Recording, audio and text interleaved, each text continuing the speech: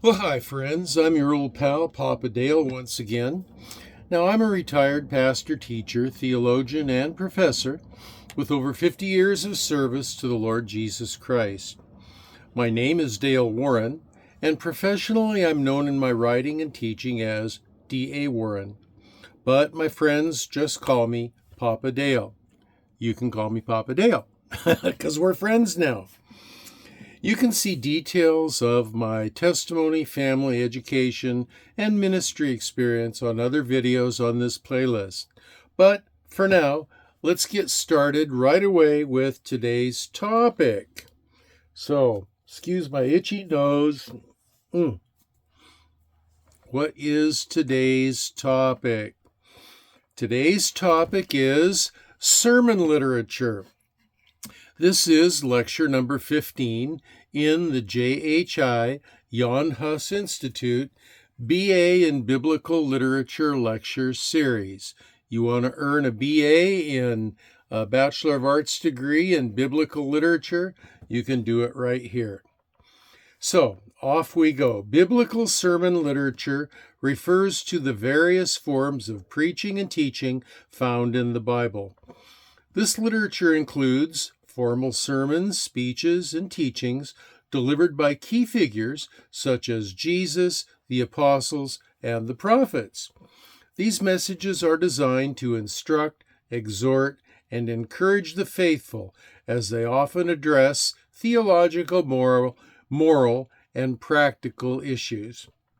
Now, examples of sermon literature would include really famous one, the Sermon on the Mount. That would be Matthew chapter 5, verse 7. One of the most famous sermons of Jesus, the Sermon on the Mount, is delivered by Jesus on a hillside near the Sea of Galilee. That would be North Israel. This includes key teachings such as the Beatitudes, the Lord's Prayer, and various ethical instructions. The sermon emphasizes the inner righteousness required of Jesus' followers and provides a blueprint for Christian living. Then you have the Sermon on the Plain of Luke chapter 6, verses 17 through 49. This sermon is similar in content to the Sermon on the Mount, but it is delivered on a level place, on a different place. It's also spoken by Jesus, and it includes blessings and woes, teachings on love for enemies, instruction on judging others, and it highlights the moral and ethical expectations for Jesus' followers.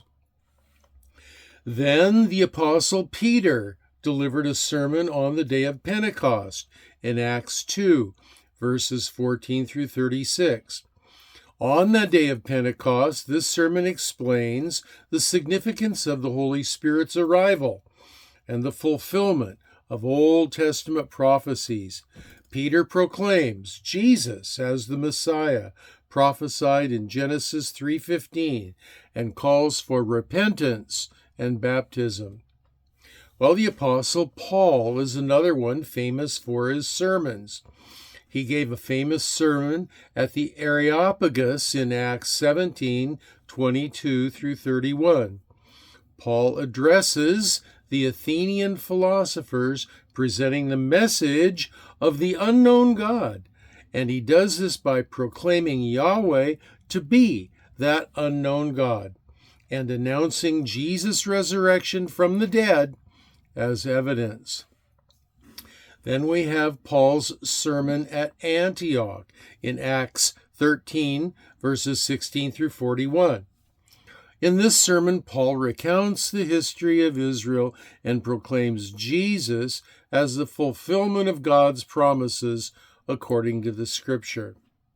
Well, what about in the Old Testament? Yeah, there's sermon literature in the Old Testament. Moses delivered a farewell address in Deuteronomy 1 through 30. He delivers a series of speeches to the Israelites as they prepare to enter the Promised Land. His addresses include a review of their history, a restatement of the law, and exhortations to remain faithful to God. He reminds them that obedience and cooperation with Yahweh brings blessing, while rebellion and hard-heartedness brings judgment. Then back to the New Testament. The disciple Stephen gave a speech before the Sanhedrin in Acts chapter 7. Stephen's speech recounts the history of Israel and accuses the Jewish leaders of resisting the Holy Spirit. He charges them with the murder of the Son of God. His message emphasizes Jesus as the fulfillment of God's promises and the continuity of God's work through the history of Israel. Well, let's look at some themes and characteristics. We have exhortation and encouragement. Biblical sermons often encourage the audience to live according to God's will, remain faithful, and follow Jesus' teaching. They offer practical advice for daily living and spiritual growth. Other themes and characteristics would include theological instruction. Sermons frequently provide theological instruction, explaining things like the nature of God, the role of Jesus, and the implications of the gospel message. They aim to deepen the listener's understanding of God's revelation. Another theme characteristic is the moral and ethical teaching of these sermons. Sermons include teaching on moral and ethical behavior, addressing issues such as justice, mercy, and personal integrity. They challenge listeners to live righteous lives and act in accordance with God's commandment. Well, what about the use of Scripture?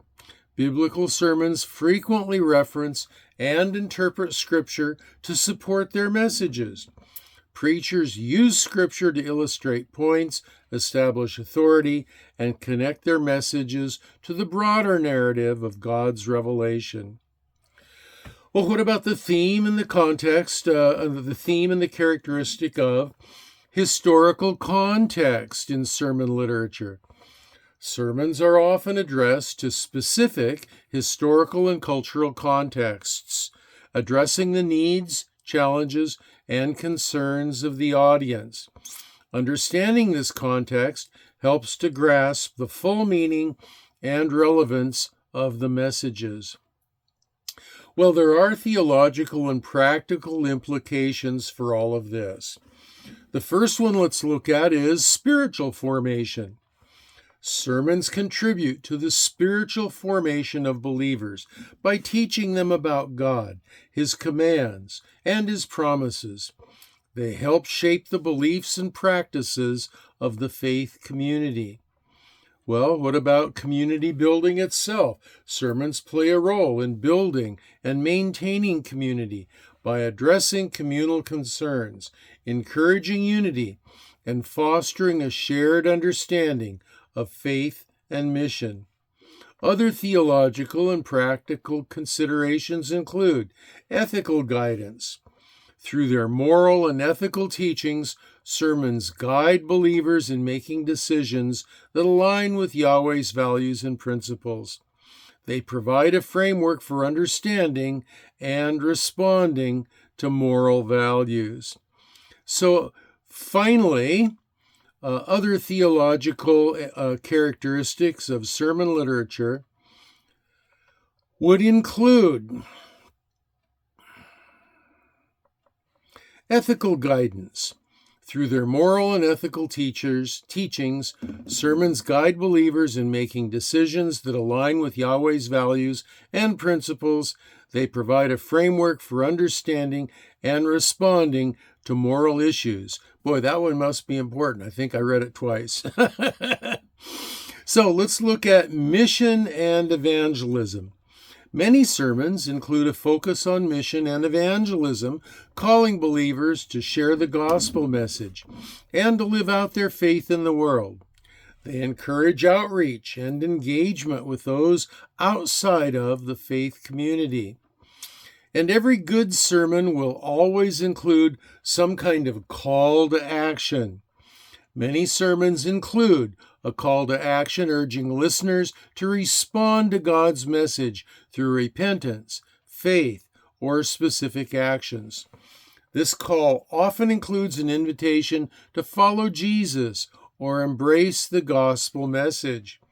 The call to action is a crucial element in an effective sermon because it bridges the gap between understanding biblical truths and living them out in daily life. Here's how it factors in. The application of Scripture. The call to action helps congregants apply the biblical principles or teachings from the sermon to their personal lives. Pardon me. The call to action answers the question, what should I do with what I've just learned? This makes the sermon practical and relevant, encouraging listeners to live out their faith. And then there is engagement and response in a call to action. An effective sermon invites the congregation to respond actively rather than passively receiving information. The call to action prompts individuals to make decisions, whether it's a change in behavior, attitude, or commitment to spiritual growth. This engagement fosters a deeper connection with the message. And let's look at encouraging transformation. We are supposed to all be in a process of being transformed to be more like Jesus Christ. The ultimate goal of a sermon is not just to inform, but to transform. A well-crafted call to action motivates listeners to pursue spiritual growth, seek reconciliation, serve others, or deepen their own relationship with God. It catalyzes real-life change, aligning the listeners' lives with God's will. Clarity and direction. The call to action provides clear and specific steps that the congregation can take, whether it's prayer, service, outreach, or personal reflection.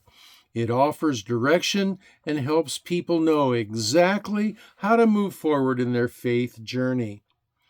Empowerment and hope. By emphasizing that God equips and empowers believers to follow through on the call to action, the preacher can instill hope and confidence.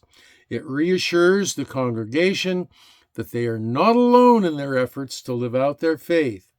In essence, the call to action is where the sermon transitions from being a message to being a movement, inspiring and equipping the congregation to embody the teachings of Scripture in their everyday lives. Well, conclusion. The biblical sermon literature encompasses a rich array of messages delivered by key biblical figures offering instruction, encouragement, and exhortation to God's people. Through their theological insights, moral teachings, and calls to action, these sermons play a crucial role in shaping the beliefs and practices of the faith community. They address both individual and communal aspects of spiritual life, providing guidance and inspiration for living according to God's will. This has been your old pal Papa Dale in the year 2024. You may leave questions, comments, or prayer requests in the comments section below. And until I see you the next time, it's your old pal praying for you and wishing for you that you will be well and be blessed.